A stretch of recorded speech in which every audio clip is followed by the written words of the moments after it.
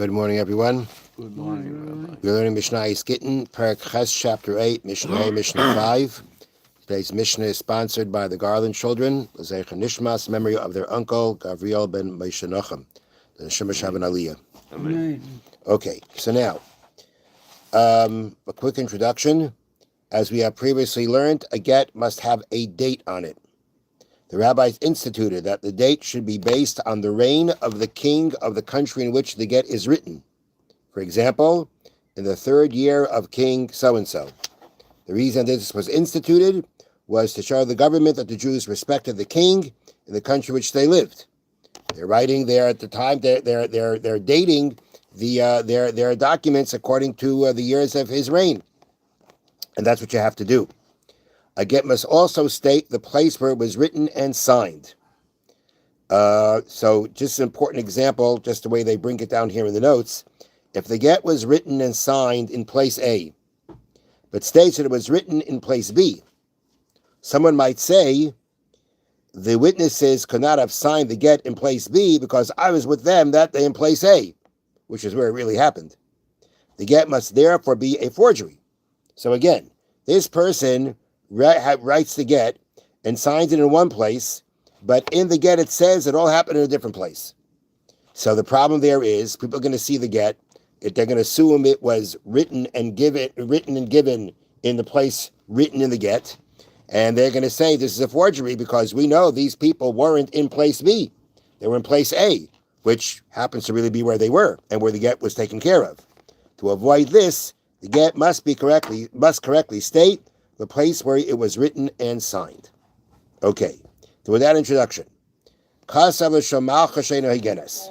if a person is writing a get in Babylonia, and for some reason the person who wrote that it is dated according to the kings, not of Babylonia, but of the Malchus She'eino Higenes, which they translate literally translated means the kingdom that is not appropriate, or which here in the art scroll they translate as the uncultured empire. Who is the uncultured empire? The Roman Empire. Why are they called Eino Higenes? Why are they called uncultured? Because, as the Bartanura says, its language and alphabet was taken from others. So we are not talking about where again is being written within the Roman Empire, because if it's written within the Roman Empire, then that's the king that you write.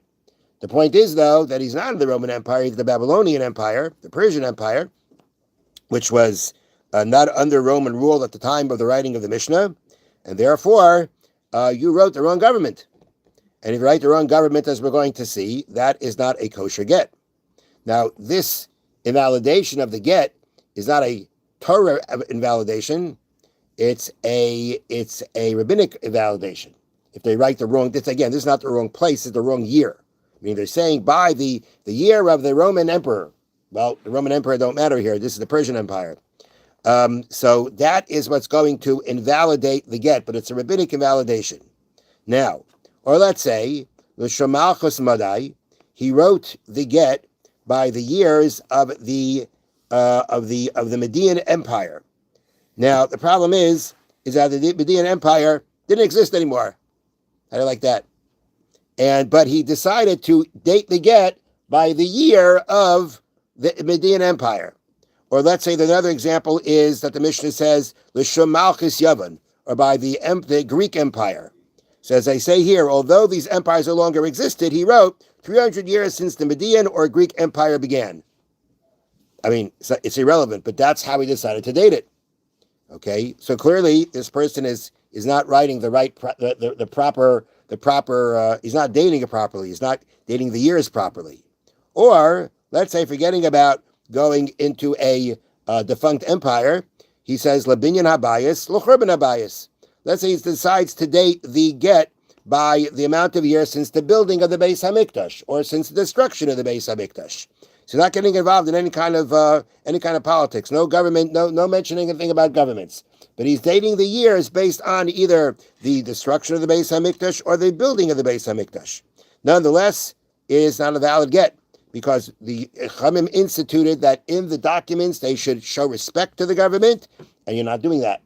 And therefore, you've changed from what the Chachamim have instituted should be the text, should be the form of a get. And therefore, it's going to be invalid. Next case, Haya b'mizrach. Let's say he was in the east. That means the person writing it was in a town in the east. The Kasab b'mayrav. When he wrote the get and the witnesses signed it there, he wrote the get was in a town in the west. So really, it's all taking place in the east, and he writes it's taking place in the west. Or b'mayrav Kasab b'mizrach. Or he was in the west and he wrote it. He was in the west when he wrote it, but he wrote that the get was given. This was all done in the east. There too, and this is also a case where we say the get is invalid. He basically wrote the wrong place. Here it's more than just not dating it properly by the right year, but rather the place is going to be incorrect, and therefore the halacha is, as we're going to see, that in all these cases, the get is considered invalid, and actually it's considered invalid to the degree that it's considered that if she remarries based on this get, it's considered like she committed adultery. And and again, she didn't go and commit adultery. She worked off this get, but there is another example of this that we find. Hold on a second. Yeah. We find another example of a woman who got married based on something, but it was a mistake. So we had situations where a woman got married based on mistaken testimony. Let's say there was a testimony of I think the case was, let's say, one witness which a woman can be remarried based on, to say her husband is dead, and she remarried based on that testimony and was wrong. It was a mistake. He's alive. So she's not intentional, but we do consider her negligent, and therefore we treat her like a woman who committed adultery. And because of that, there are a number of penalties that are now put on her.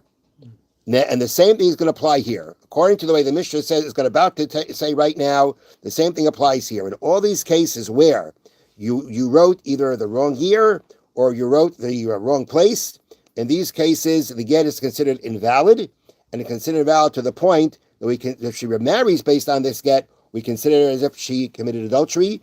And then now the Mishna is going to go into how she's actually treated now that she remarried based on this invalid get. Now let's remember again, as we'll point out as we go through the rest of the Mishnah, that the invalidation that we're talking about here, when we spoke about, writing it based on the wrong kingdom and the wrong place, in all these cases, the invalidation is going to, at least some of the time, be considered a rabbinic invalidation, and it's rabbinically we consider she committed adultery, but nonetheless we treat it that way, and all the penalties will apply to her.